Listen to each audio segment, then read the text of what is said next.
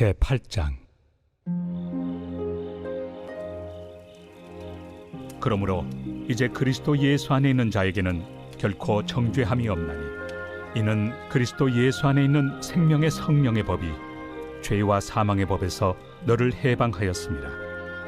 율법이 육신으로 말미암아 연약하여 할 수 없는 그것을 하나님은 하시나니, 곧 죄로 말미암아 자기 아들을 죄 있는 육신의 모양으로 보내어 육신의 죄를 정하사 육신을 따르지 않고 그 영을 따라 행하는 우리에게 율법의 요구가 이루어지게 하려 하심이니라.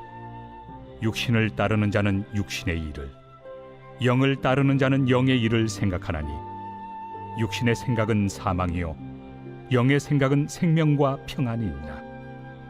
육신의 생각은 하나님과 원수가 되나니, 이는 하나님의 법에 굴복하지 아니할 뿐 아니라 할 수도 없습니다. 육신에 있는 자들은 하나님을 기쁘시게 할 수 없느니라. 만일 너희 속에 하나님의 영이 거하시면 너희가 육신에 있지 아니하고 영에 있나니, 누구든지 그리스도의 영이 없으면 그리스도의 사람이 아니라. 또 그리스도께서 너희 안에 계시면 몸은 죄로 말미암아 죽은 것이나 영은 의로 말미암아 살아있는 것이니라. 예수를 죽은 자 가운데서 살리신 이의 영이 너희 안에 거하시면 그리스도 예수를 죽은 자 가운데서 살리시니가 너희 안에 거하시는 그의 영으로 말미암아 너희 죽을 몸도 살리시리라. 그러므로 형제들아, 우리가 빚진 자로 돼 육신에게 져서 육신대로 살 것이 아니니라.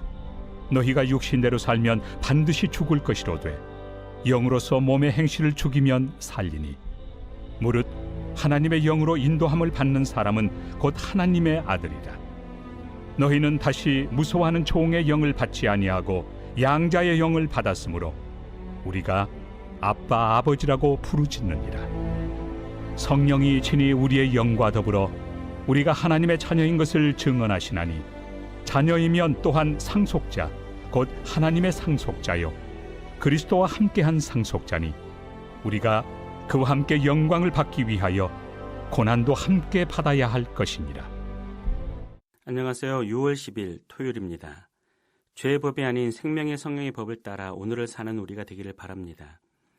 어제 묵상한 말씀에 의하면 우리는 여전히 남아있는 죄와 씨름하고 있습니다.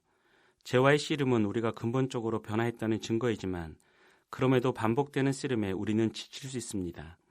그리고 더 나아가서 죄로부터 완전히 자유하지 못한 자신을 보며 정죄할 수도 있습니다.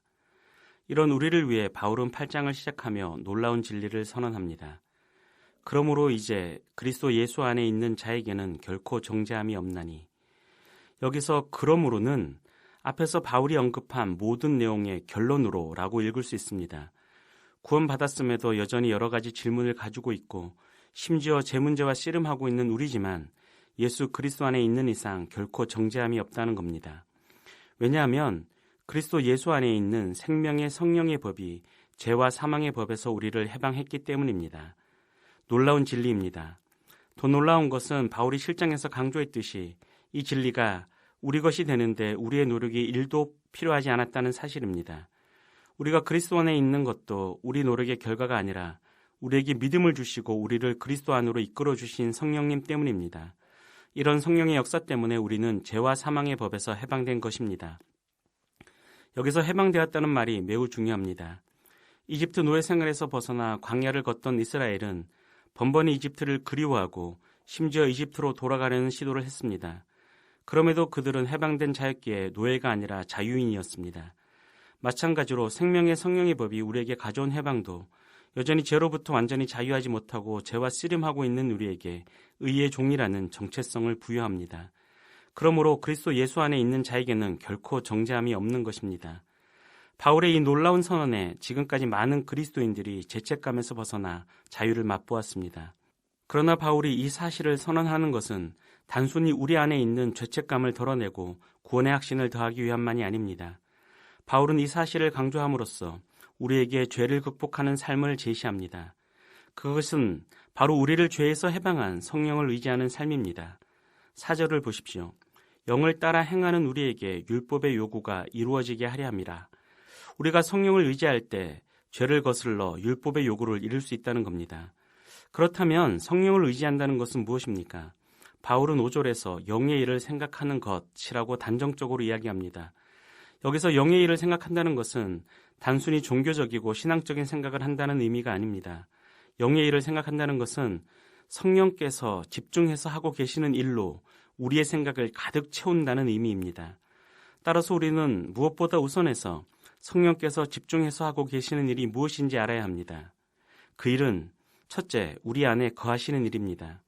바울은 9절부터 11절에서 성령이 우리 안에 거하신다는 것을 4번이나 반복해서 말합니다.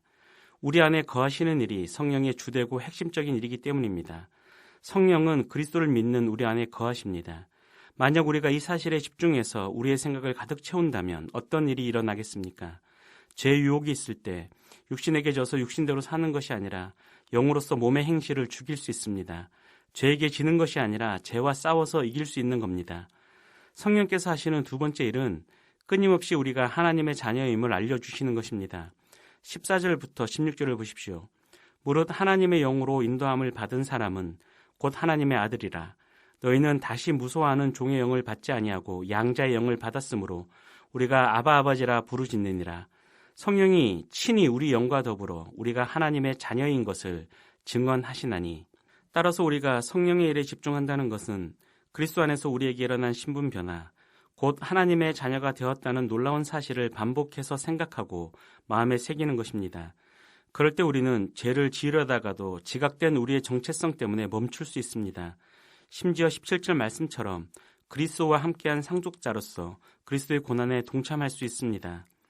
이처럼 생명의 성령의 역사로 죄에서 해방된 우리는 성령이 우리 안에서 행하시는 일을 깊이 생각하고 그 일에 집중함으로써 죄와 싸워서 이길 힘을 얻을 수 있습니다. 그러니 반복되는 패배에 체념하지 마시고 그런 우리도 정죄하지 않으시는 하나님께 감사하며 성령을 의지하여 죄를 이기는 우리 모두가 되었으면 좋겠습니다. 그럴 때 우리의 삶은 선한 열매를 맺고 하나님 나라를 드러내는 아름다운 도구가 될 것입니다. 기도하겠습니다. 하나님, 생명의 성령의 법으로 우리를 죄로부터 해방해 주셔서 감사합니다. 우리 안에 거하시고 우리가 하나님의 자녀임을 끊임없이 알려주시는 성령님께 집중해서 죄와의 싸움에서 이기는 우리가 되게 하옵소서. 예수님의 이름으로 기도합니다. 아멘.